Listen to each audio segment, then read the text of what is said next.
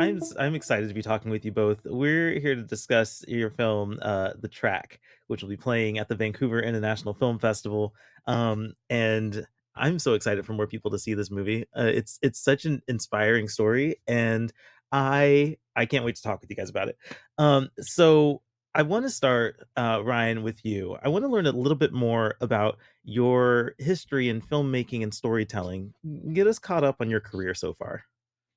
Okay, where to start?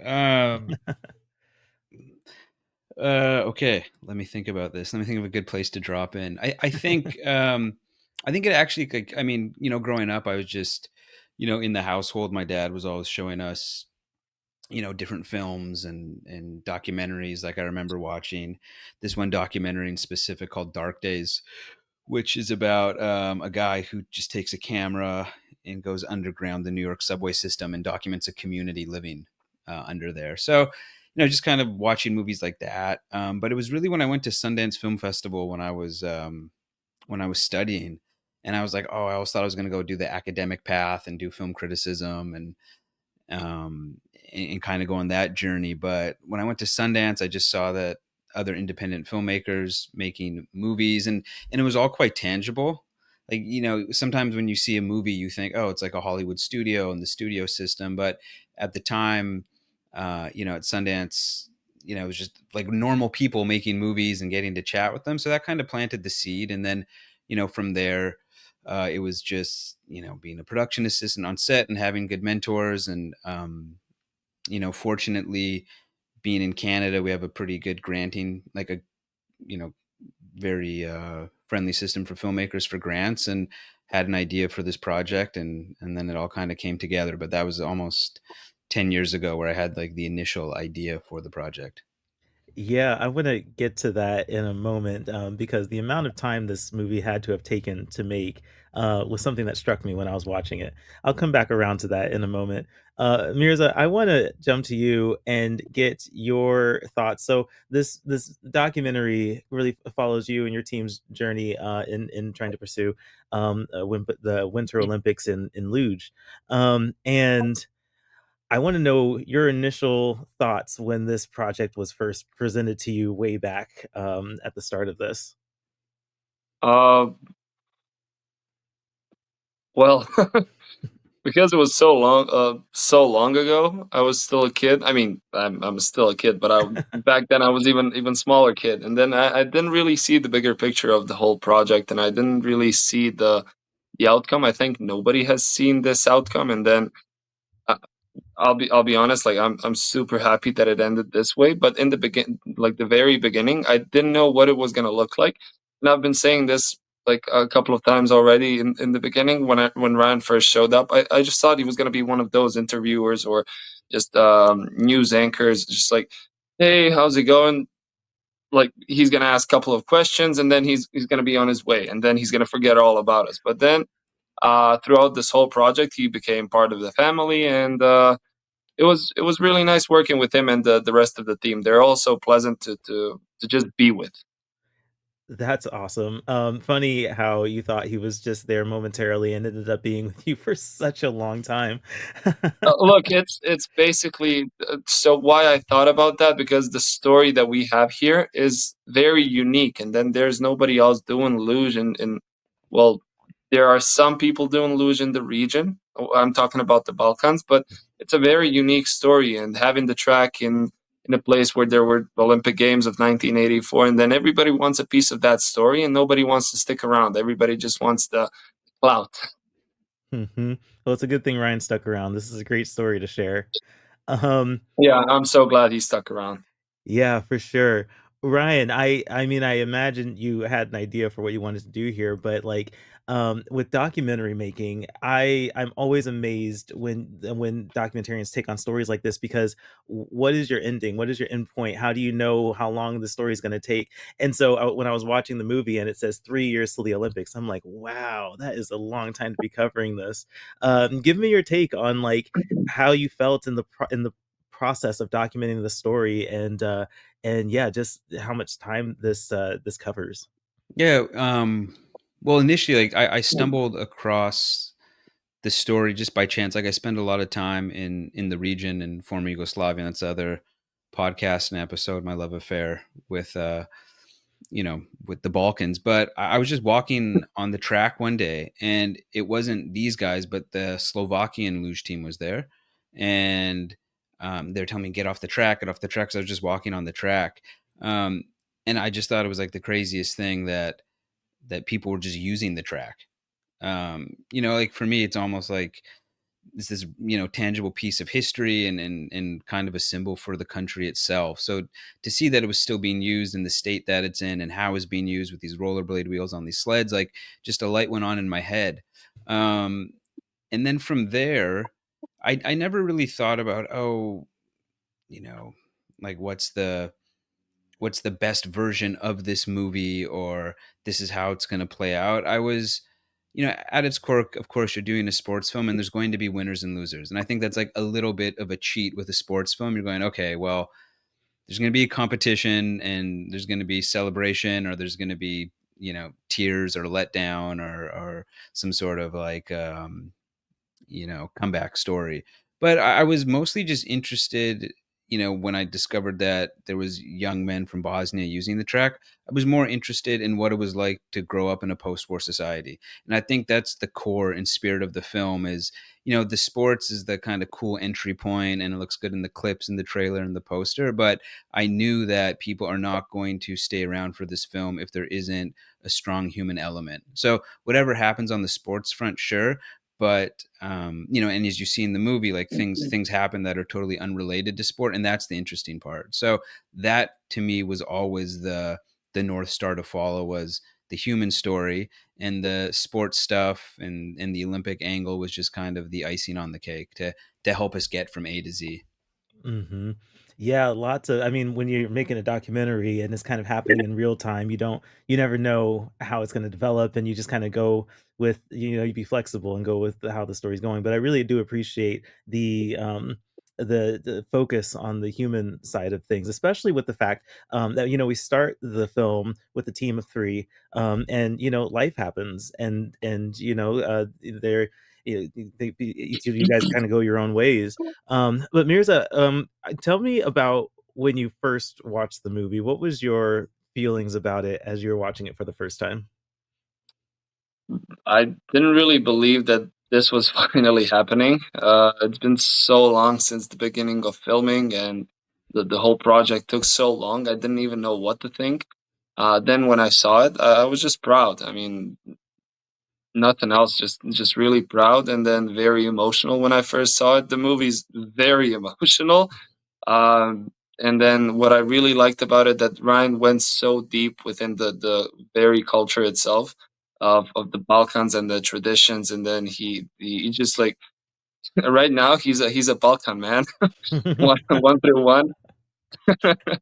Um, but yeah, I mean, he just really tried to make it like to learn the stories of like to learn our tradition, to learn our culture, to learn more about us. And then I think he did a great job with that. And then he implemented all of these segments into the movie, making it really nice. So I can't say anything else than I was like really proud to be watching the movie. Of course, like I was glad to see myself, my family, my friends, my coach, my colleagues. But then at the end of the movie, I was thinking like, oh my God, finally, uh, even like I felt so good and so proud for the crew that was doing the movie as well. So I mean, yeah, overall, I was just happy and proud, and then crying a bit, and then a later bit a bit more. Uh, so yeah. I was curious how you are feeling about being kind of a celebrity now. I know the movie covers, how your Instagram kind of blew up after the Olympics, and now you have this movie that's showcasing your story. Tell me about, kind of being a little bit of a celebrity. It feels good. It feels good to have the attention. It feels good to have something to show off. Like it feels good to show off, kind of like it's pretty good feeling. I'm not gonna lie. I like it, but then at the same time, I'm trying not to change too much. I'm still the old me, Mirza from Sarajevo, just like hey, hanging out and but yeah, I mean, it's a complete right now on Sarajevo Film Festival, the like hometown festival. I didn't expect the amount of love, support, and like I honestly didn't expect that the people are gonna like it. So like it this much. I knew that they were gonna like it, but I didn't expect them to love it. So to get back to the question, I felt really proud. Then I thought, okay, this movie is great. As soon as people from Sarajevo liked it, because it's a very unique mentality we have here here in Bosnia. Even though like you can be mega famous, nobody's gonna care if you're not like um I'll call it normal, but maybe Ryan Down can to help me earth, out with maybe. that. Hmm, down Yeah, to earth. down to earth. Thanks. Yeah, no, that makes a lot of sense, and I am happy that that you've been able to experience this in your life. Um, Ryan, I want to come back to you and how this film looks because it's beautiful. There's so much about it that's just like vibrant and it really captures the story in a compelling way. I really like the aerial shots, the overviews of the track. There's something really elegant about how, you know, the tracks kind of look, especially in the forest or so talk to me about capturing the movie and filming it. Yeah, well, I think, I mean, so like Sarajevo itself and Bosnia itself is an incredibly photogenic city and area. So, there's a lot of contrast, there's a lot of juxtaposition. Like the track itself, right, being this massive concrete structure in the middle of a forest where there's wild horses and graffiti on it. Like it feels just like a movie set. So I think, we were starting. I mean, I think that was just one of the appeals of it. Like even going to the ski jump at Mount Igman that was also used in the '84 games, where that's some of my favorite shots in the movie where Mirza's training there. It's like where else in the world are there is like an abandoned ski jump? Where else in the world is there this abandoned luge track, or there's like a podium from the '84 games? So just in general, all of that is just so visually rich. And from there, I think it was just having dialogue with we had because it was so long, we had a number of people shoot the movie. But we had one of my colleagues, Jesse McCracken from Canada. He shot the majority of it, and it was just looking at other films and we really like the movie Fire at Sea. We like Honeyland. Obviously this film doesn't look exactly like that, but there's like elements, okay, like we really like this kind of static shot. And I think as it was interesting because the film took so long, is that I felt I was also developing my style and maturing too as a filmmaker. So there's some things earlier on when I went to go shoot for development that was like a little more smash and grab because I didn't really know what was happening or where the story's going. And then in like the back third of the production process, I was like, okay, you know, this is how I want this shot, and could be a little more patient and learned a little bit more, and having time to review the footage. I think also having time to, like, the way the production process went, we would shoot in chunks. So it wasn't like some projects where you shoot, and then go edit, because we were traveling and money was coming in slow. So like, okay, I could afford to go for 2 weeks, come back, probably spend way too much time with the footage, and like really have the time to be like, I don't like that shot, or cut a scene with the editor Graham Withers and going, this like footage, this isn't really working. This is working. So, by the end of doing that a few times, like I think we really were able to lock down the visual language. And then specifically to the drone footage, there's just a really amazing young cinematographer in the region, Irving Golubovich, and he's just like, especially with the drone, he's amazing, and like got just, I mean, there's like this one shot where I think the drone like flies through this like crane in the sky, and I don't know, Mhm. he's just, that's all him. They made me look good. It does look really good. I have a question that I want to pose to both of you, but I'll start with you, Ryan.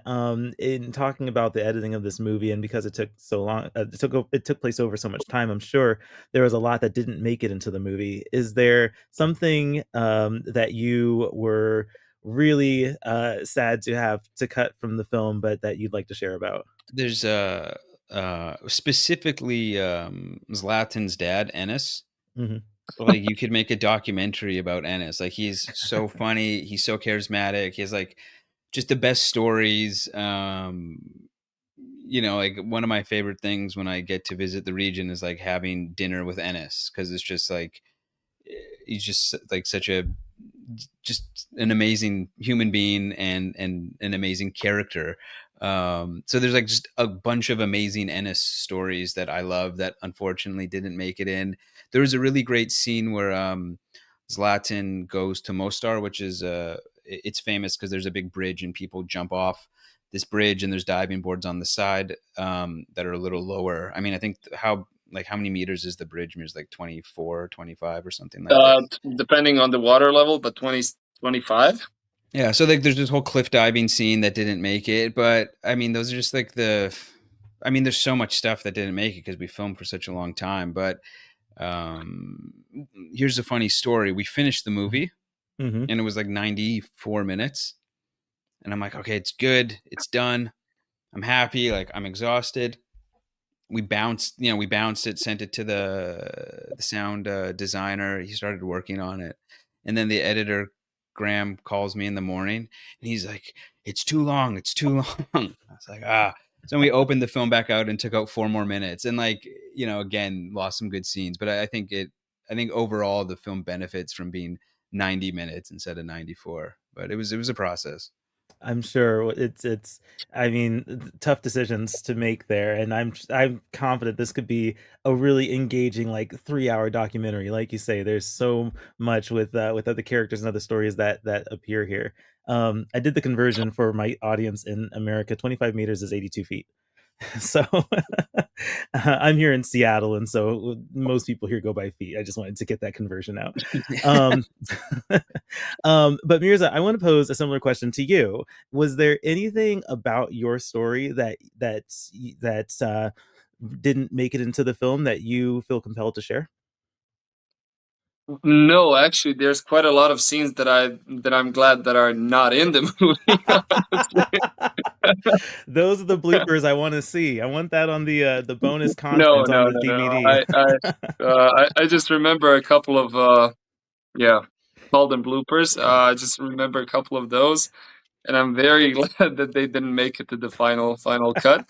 Uh, yeah, I I mean, would. there were some stories. There's this one story maybe that didn't get into the movie, but I think they didn't like. I think Ryan, I talked with you.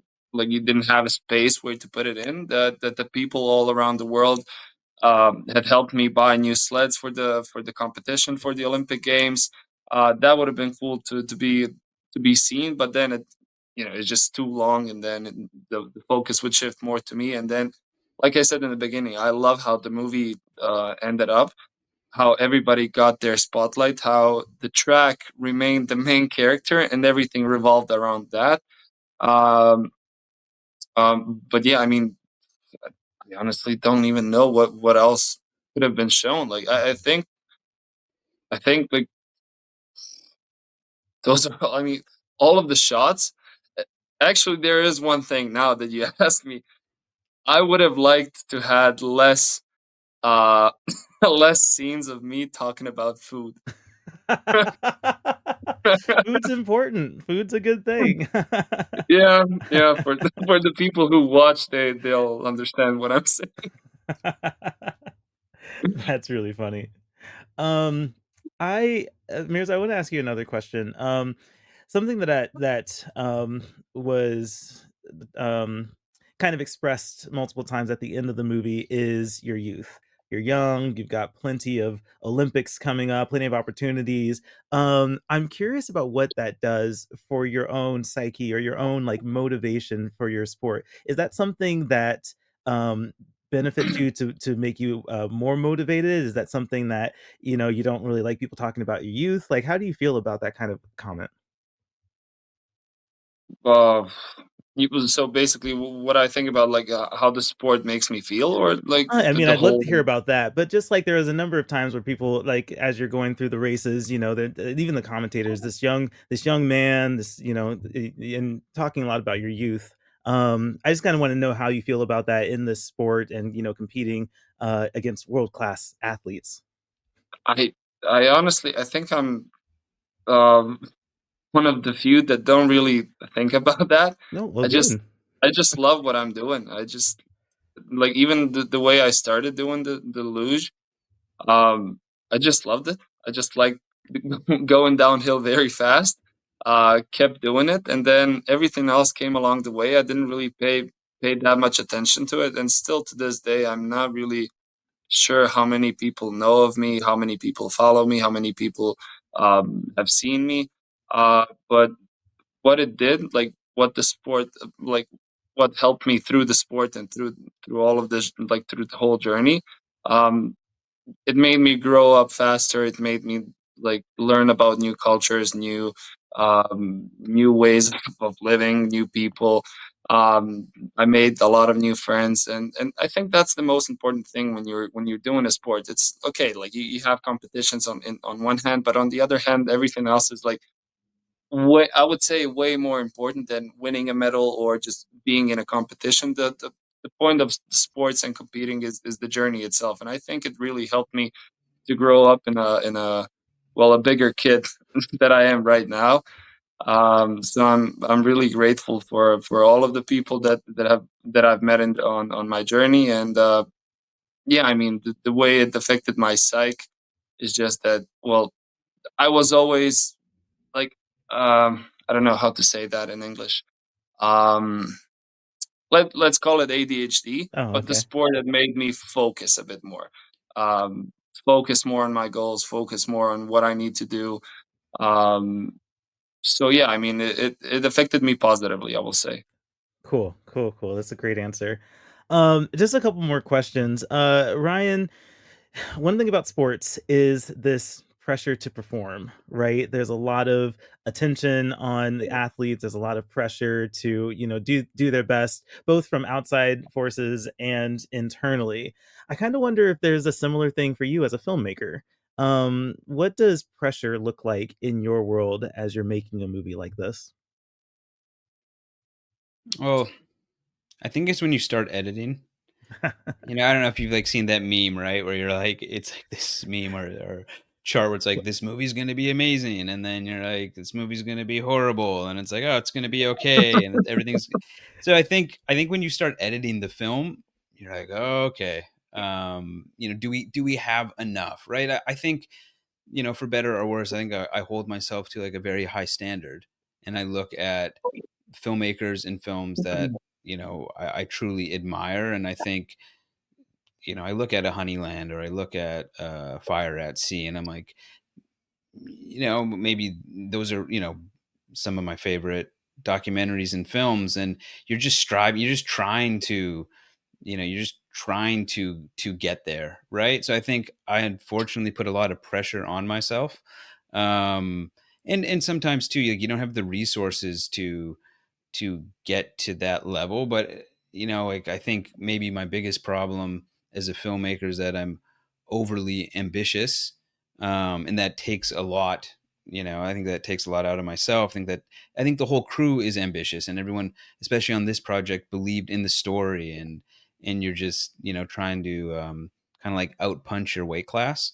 So I think the pressure I don't necessarily feel from like outside in the industry. It's this kind of like internal competition with myself, and I'm probably you know the hardest critic, and I'm probably the hardest person to impress when it comes to my film. So I think is like this internal battle with myself. But what's been really nice is that the film's traveled to a lot of festivals, and I think just the audiences has responded so well, and programmers have responded so well. And like, we had our world premiere at True False, and it was Mhm. like honestly a dream come true. And Mirza was there, and they raised they have this True Life fund, and they raised a bunch of money for the guys, and that was just like a massive weight off the shoulders. But I was pretty nervous showing it to like a full house of 1,300 people, really, for the first time. So that's made me feel, I don't want to say validated, but it's just been a nice feeling. And getting the audience award at the Sarajevo Film Festival, like, it's a lot of pressure. I made this film really for the city. It's like a love letter to the city, and of course I'm not from there, so to have that reception there was a dream come true. And you know, if nothing else happens with the movie, that we got the True Life Fund and people in Sarajevo liked it, I'm pretty content with this one. That's awesome. I want to ask about advice you would give Ryan for a filmmaker who might be considering embarking on a long-term documentary subject. What would your advice be for them? Well, I worked on this. I was able to work on this project so long because I've learned that, you know, you gotta put the right team together. So everyone who's worked on the project, it's felt like family. It's been friends. So I know sometimes you're not supposed to work with your friends, and that could complicate things, but the team on this one is just good people that you want to go to war with every day. You know, like you're happy to work with them and you understand one another. So I think the right team is correct. And then that also, I think, extends to the financial structure. And I know that might be a bit of like a boring kind of answer, but at least on this project, I didn't really have anyone to answer to because it was all grant money. So there wasn't anyone saying you need to finish the film here. The film needs to be more like this. It needs to have more of this in it. Like we need this cut yesterday. We have notes. And you know, I'm saying that from a very fortunate position that I had grant money, but the way this project was structured, it allowed me one just to work with good people, and there wasn't a deadline on the project in a sense. So I think those two things really worked out, to be able to work on it for this long. It's great insight. Mirza, what about in the world of sports? What would your advice be to anyone trying to chase the dream of getting to the Olympics? Mm. That's uh that's a really hard question. I honestly wouldn't tell them anything other than just find something that you love, find something that you enjoy. Uh, just keep doing it. Don't like maybe it sounds funny, but don't focus on the Olympics. Just focus on what Ryan said earlier, like your inner battle. Like just try to improve. Just compete against yourself.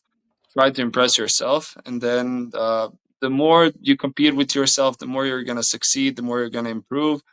And basically, that's how I got into the Olympics. I was just always trying to do better, always trying to compete, of course, with others, but then mostly with me. I just always wanted better times, always wanted to go faster, stronger, um, whatever. And I think that's just what made a lot of stress go away because I didn't focus on the outside factors that I couldn't control. I just focused on the inside factors that I could control, and then something that I can, improve on. And yeah, just like I said, just like find something you love and enjoy. If you're doing something that you love but don't enjoy, then it's like it's really hard to fight it. Um, but yeah, I mean that's about it. Just like focus on the thing you love and what you're doing at the time, and then everything will come along the way. So don't overthink. Don't think about like Well, something in the future. Blah blah whatever. you also have like in the same way, you know, the crew, then everyone that touched this project was amazing. Mirza has amazing support, like Senad, who's, you know, his Mhm. trainer in the film is so selfless, and his parents are amazing, and his friends and just kind of his extended family. And I think like Yeah, also that part is like what they all made me more. They all believed in me. They all pushed me to go, even when it was hard. And of course, there were hard times. Um, at one point, I wanted to quit. At one point, I was just like, it was just so bad. And then I had them to rely on to help cheer me up. So yeah, it's always great to have somebody. And then in my case, I'm really lucky to have everyone that I have around me. Like Ryan said, my coach who's doing this uh, purely out of love. My parents who love me and support me in every way that they can. Um, my girlfriend who supports me in every way she can. My friends and yeah, I mean it's just other than the things that I've said. You really need to have a people you can come to and talk to. That's a great response, and I really like both your guys' approach to each of your disciplines. I think that's really great insight. By the way, thanks, Ryan. It's kind of late here, so I'm forgetting what I'm thinking. It's okay, we'll wrap up soon. I just one more question, and this is kinda looking to the future a little bit. Ryan, I guess I wanna know, what the future of this film looks like. I know we will be screening at the Vancouver International Film Festival, which is exciting, can't wait for that to happen. Are there any other festivals that you can talk about that people can look for this for? Is there a distribution plan? What's the Yeah, future of this film? well, it's a funny time in the documentary space. Like, yeah, I mean, in a perfect world, there's a couple more festivals coming up that will take us to around the time of the Olympics, and Mhm. then ideally the film will be available, just before the 2026 games or just after the 2026 games, which are in February. And right now, like, yeah, there's conversations being had and all that kind of fun or not fun business stuff, depends how you look at it. But I am encouraged, with just the like independent documentary film landscape right now, where there's really great self-distribution stories, or you could use a platform like Kinema, or you could do a lot of community screens. Like, what's been really nice is that every screen we've gone to, there's people from the diaspora that come watch the movie. So whatever happens, I think there's going to be opportunities, whether it's at like a grassroots level, or like a small theatrical where there's a lot of Bosnians, or regionally it gets parsed out. I think there'll be opportunity to watch the movie, and I have the energy and passion for it. So I don't think anyone gets into documentary to get rich. I think as a filmmaker, you want people to watch your film, and I'm pretty confident that will happen in 2026. It's just kind of how the cookie crumbles. But again, encouraged by all the tools independent filmmakers have to get a film out there now. Yeah, I love it. Speaking of 2026, that leads to my last question, Mirza. How are you feeling about 2026? Um, I don't want to feel anything. The more I think about it, it just gives me anxiety. Uh, I'll be honest, I'm very excited. I have a positive stage fright for the upcoming season. I've been training this whole summer, focusing more on the even on using the bobsleigh track here in Sarajevo as well. I feel much better than the last season, so I'm like I said, I'm really excited to go into the season, and I can't wait to see the improvements. But then again, I just don't want to focus too much on the Olympics. I just want to focus on the thing that I enjoy, and then that's when I do my best. When I don't have anything that stresses me out, I just do my thing and finish the day. That's incredible. Ryan, Mirza, I really appreciate you guys taking the time to chat with me about the film, the track, and of course what you guys do as far as filmmaking and athletics. So I'm wishing you both the best going forward. I can't wait for more people to see this film. And Mirza, I hope that we can stay in touch. But if I don't talk to you before February, best of luck to you, and I'll be paying Thank you so attention. much, and thanks for the invitation. I'm glad that I had a chance to talk with you here, and I also invite everybody to watch the movie. It's 10 out of 10. 10 out of It's 10. objectively 10 out of 10, not subjectively. No way. I love it. Thank you guys so much. All right. I appreciate it. Thank you.